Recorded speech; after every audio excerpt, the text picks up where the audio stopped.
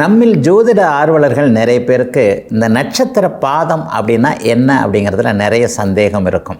அதுவும் பொதுவாக போனால் ஒரு ஜோதிடர்கிட்ட ஜாதகத்தை எடுத்துகிட்டு போனாலே இந்த கிரகம் இந்த நட்சத்திர பாதத்தில் நிற்கிறதுனால 1ஆம் பாதம்னுவாங்க, 2ஆம் பாதம்னுவாங்க, 3ஆம் பாதம். குறிப்பாக சொல்லப்போனால் மூலம் நட்சத்திரம் 1ஆம் பாதத்தில் இருக்கிறனால இந்த பலன், 4ஆம் பாதத்தில் இருக்கிறனால இந்த பலன் அப்படின்னு சொல்லும்போது இந்த பாதம் என்கின்ற அமைப்பை ஜோதிட ஆர்வலர்களுக்கு நிறைய குழப்பமாக இருக்கும். முதல்ல நட்சத்திரம் என்பது ஒரு நிலையில் பார்த்திங்கன்னா ஒரு ராசிக்குள்ளே இருக்கக்கூடிய கிரகங்கள் இருக்கக்கூடிய தூரத்தை அளவிடக்கூடிய ஒரு கருவியாக கொள்ளலாம். ஒரு ராசியில் 9 பாதங்கள் 2.25 நட்சத்திரங்கள்னு சொல்லுவோம்.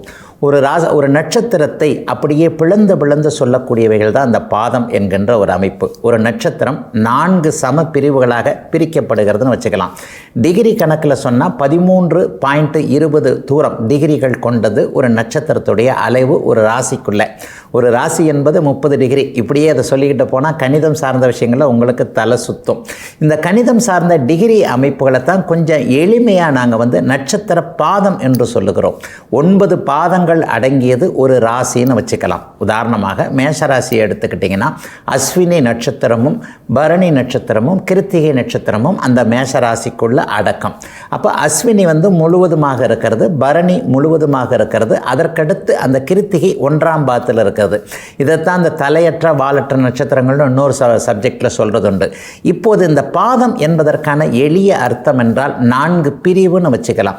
ஒரு முழு நட்சத்திரத்தை 4 பிரிவுகளாக அமைந்து இந்த நட்சத்திர பாதங்களில் கிரகங்கள் இருக்கும் பொழுது என்னென்ன பலன்கள் நடக்கிறது என்பதை அறிய செய்கின்ற ஒரு முயற்சின்னு சொல்லலாம்.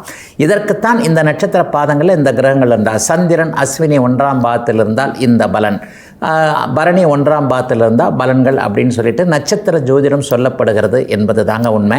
ஆனால் நட்சத்திரத்தில் சொல்லக்கூடிய விஷயங்கள் சரியாக இருக்கான்னு பார்த்தா சரியாக இல்லை என்பதை பொதுமக்களே உணர்ந்து கொள்ளக்கூடிய சூழல்கள்லாம் இப்போ வந்துருச்சு. உதாரணமாக மூலம் நட்சத்திரத்தில் பிறந்தவர் இப்படித்தான் இருப்பாரா அப்படின்னு சொன்னால் அதை சர்வ நிச்சயமாக சொல்ல முடியாது.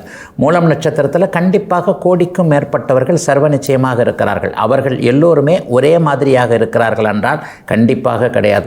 அந்த மூல நட்சத்திரத்தில் இருக்கக்கூடிய அந்த கிரகம், அந்த சந்திரன் எந்த சூழ்நிலையில் இருக்கிறார், அவர் வளர்பிறை சந்திரனில் இருக்கிறாரா, தேய்பிறை சந்திரனாக இருக்கிறாரா, அவருக்கு கிடைக்கக்கூடிய சுப பாவ தொடர்புகள் என்ன என்பதை வச்சு தான் அவருடைய ராசியில் அது என்ன அப்படிங்கிறத தீர்மானிக்க முடியும். ஆக பாதம் என்கின்ற ஒரு அமைப்பு அந்த நட்சத்திரத்தை 4ஆக பிரித்து அந்த நட்சத்திரத்தின் தூர அளவுகளை வைத்து அதன் மீது கிரகங்கள் இயங்கும் பொழுது என்னென்ன பலன்கள் நடக்கின்றது என்பதை சொல்லுகின்ற ஒரு முயற்சி தான். ஆகவே நட்சத்திர பாதம் என்பது நட்சத்திரங்களை அளவிடுவதற்காக செய்யப்பட்ட ஒரு முயற்சி என்பதாகத்தான் இந்த இடத்துல கொள்ள முடியும். இதுவரை 12 ராசிகளுக்கான இன்றைய ராசி பலன்களையும் ஜோதிட சந்தேகத்திற்கான விளக்கத்தையும் பார்த்தோம். மீண்டும் நாளை காலை இதே நல்ல காலம் பிறக்குது நிகழ்ச்சியில் உங்களை சந்திக்கும் வரை உங்களிடமிருந்து விடைபெற்றுக் கொள்வது உங்கள் ஜோதிடர் ஆதித்ய குருஜி.